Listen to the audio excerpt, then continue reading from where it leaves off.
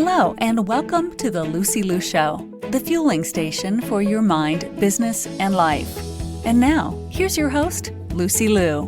Hello, beautiful souls. Welcome back to episode 142. A wonderful day is waiting to greet you with all the cheerfulness of life. Dive into the unlimited hopes it presents before you. And thank you for being with me. Today on the show, I have Toccara Karizma, who is a digital marketing consultant and online business growth strategist. Karizma has a full-service digital marketing agency dedicated to growing elite e-commerce brands online through social media marketing, email marketing, SEO, website conversion rate optimization, and so much more. Her trailblazer approach to digital marketing and deep expertise in the online business growth space is why I've asked her to join me today. And we are here to talk about headlines, different types of headlines that will get you those clicks, eyeballs on your content. So let's go. Welcome to the show, Toccara.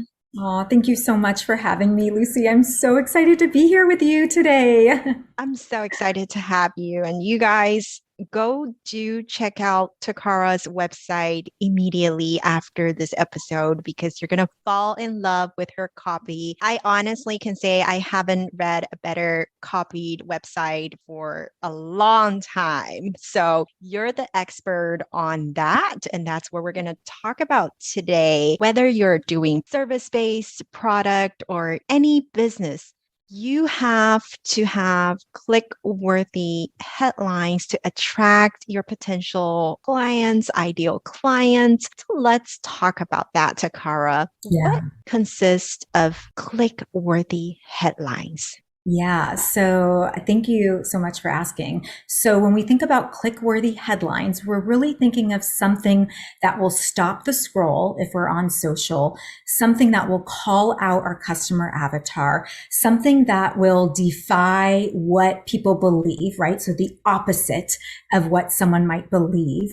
Something that could be even like very Weather Channel shocking would be something, as Edward Shorts, I believe, said in his copywriting book. He's like the king of copywriting, right? It was like the only job of your first line is to get someone to read your second line. And the only job of your second line is to get someone to read your third line, and so on and so forth. So every single sentence is so important, especially the headline, because it means someone's going to open your email. Someone's going to click your ad, right? Someone's going to read more about your product. So the headline truly is everything. Yes, whether it's blog posts, social posts, right? We're all doing posts. So what should we have in our headlines? I like to break down headlines by the headline type, okay? So it definitely depends on the type of content that we're trying to put out there. So if we were doing something for YouTube, and usually what people are doing on YouTube is they're typing in how to X. They're trying to find a video to do X, right?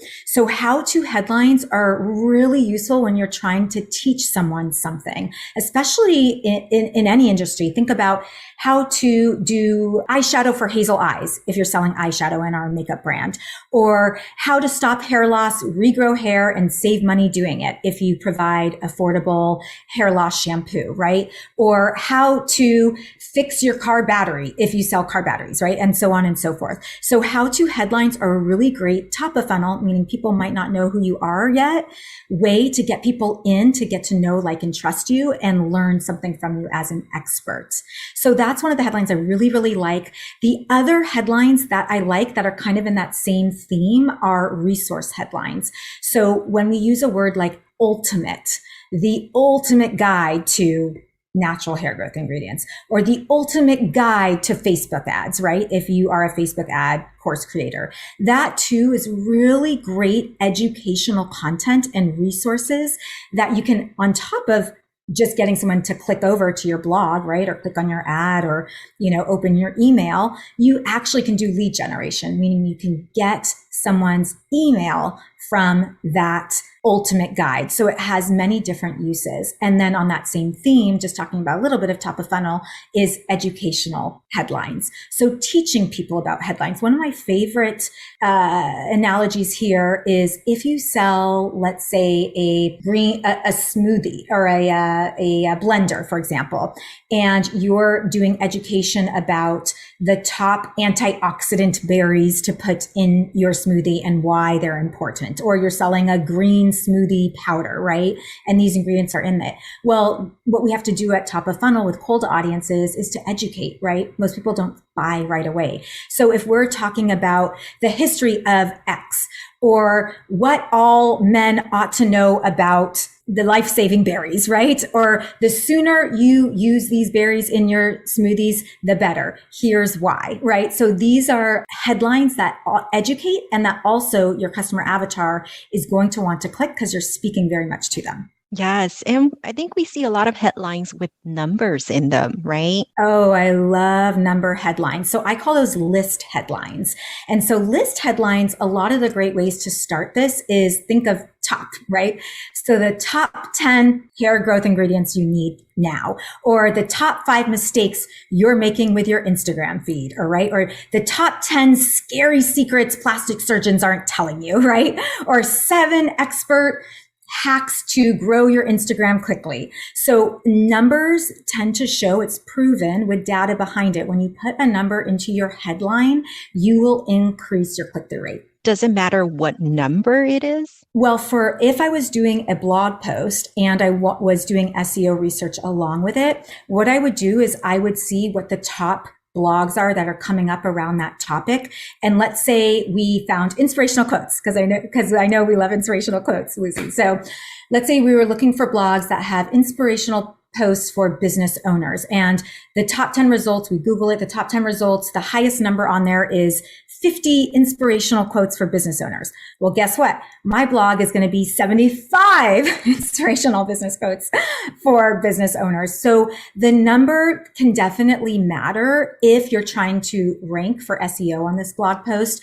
I would always shoot for more than what the top results are showing on that first page on Google, so that you have more likelihood of getting clicked. I like that tip. So you want to be just a little bit more than what's already out there, right? Yes, definitely. And we can talk about thinking of a few more middle of funnel or bottom of funnel headlines that might work with people who might know your brand a little bit more. We have scarcity headlines, which are a big deal. So saying something like going, gone, right? For something like a Black Friday or Cyber Monday sale, or only 25 discount codes left. So anytime that you can inject scarcity into your headline, sale ends soon. Oh no, you're almost going to miss out, or your cart is about to expire. We've all seen these headlines. Those work. It's psychology and sales are real. They work really well together. So as soon as you inject some sort of scarcity into a middle of funnel or bottom of funnel audience who are interested in purchasing your products, that's when you will get them to take action. So you definitely want to use scarcity in your headlines as well when you're trying to sell something. I think we also see a lot of mistake headlines. Oh, that's a great one too. So mistake headlines kind of goes into, you can build it off of those list headlines, like the top 10 mistakes I wish I knew before I started my business, or the top 5 mistakes small business owners are making that's costing them thousands of dollars with their ads. Or the other kind of twist on this is what I call a non-conforming headline. So a non-conforming headline isn't necessarily a mistake, but it's kind of calling out something that people don't believe. So for example, hair transplants don't work. Here's what does. So it's kind of like, in a way, saying you're making a mistake by wanting to spend thousands of dollars on a hair transplant, but here's what does. But the ideology is that hair transplants work, right? So you're kind of doing this kind of non-conforming, clickbaity kind of headline to get someone who is interested in hair loss or hair transplants to actually click on your ad or your blog post and think to themselves, oh, am I making a mistake by spending thousands on a hair transplant? Should I consider something more affordable? So those types of headlines can work really well as well. And are there any other types of headlines that are working today? Yeah, there's definitely what we would call, those classic clickbait headlines. So we mentioned some of them, but where you're mentioning a secret. So the secret hack that men are using to build their muscles, or outrageous plastic surgeon claims that you shouldn't fall for, or the number one hair dye that every mom needs, or the ugly truth about X, right? So about your industry. So these are those clickbaity where you have to do it in integrity, right? But some of the best websites to find these types of headlines, honestly, are like the Weather Channel. They have some amazing, anyone after listening to this podcast episode, I double dare you to go to the Weather Channel and look at their top headlines, and you will laugh to yourself and understand what I mean. So there's claim headlines where you're making claims about your products. There's celebrity headlines where you inject the celebrity. So something like, grow your revenue faster than Bill Gates, right? Or something along those lines. Or the secret mascara that Kim Kardashian is using. So celebrities can work really well in the headlines.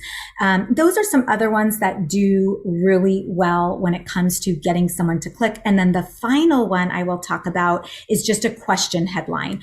Questions, human psychology is we always want to answer questions. So when you call out your avatar in that question, it's as if you're speaking to them and they cannot help but answer the question, even if it's in their own mind. So do heart attacks run in your family? Or could your eye makeup be a dud? Or what's the secret to growing your Instagram to 10,000 followers? Or if it's supposed to, do X, then why doesn't it? So these types of headlines where you're asking a question, it actually is again proven that even if someone doesn't answer it out loud, in their mind, they can't help but answer it. So those can work really well to engage someone to actually click on the blog post, the ad, the email, and it can work really, really well.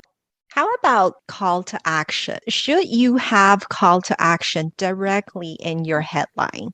Yeah, I think it's worth testing. So we've done both. I think, let's say you have an opt-in on your website, and it's a coupon code. If you don't mention that specific coupon code, like use your coupon code now, or here's the coupon code you won, someone may not open that email. So it's really important to be very clear with what you want within those situations.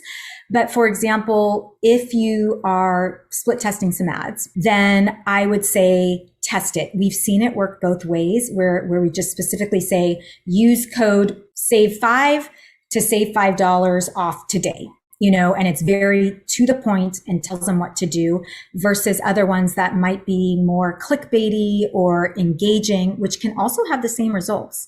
It's just a matter of, I believe, testing. But when it comes to call to action and you're dealing with top of funnel audience, or you're dealing with content marketing, you don't want to be pushy in that way. You want to provide a service and be of value. And that's where I would say, hold off on the shop now, buy from me, here's your deal. That can come at the appropriate time. So copywriting is about giving them the right message at the right time, at the right point in their customer journey with you.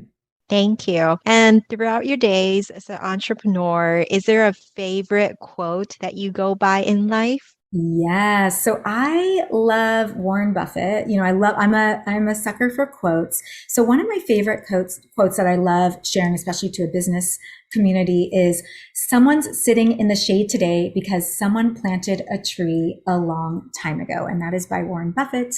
And I love the meaning behind it.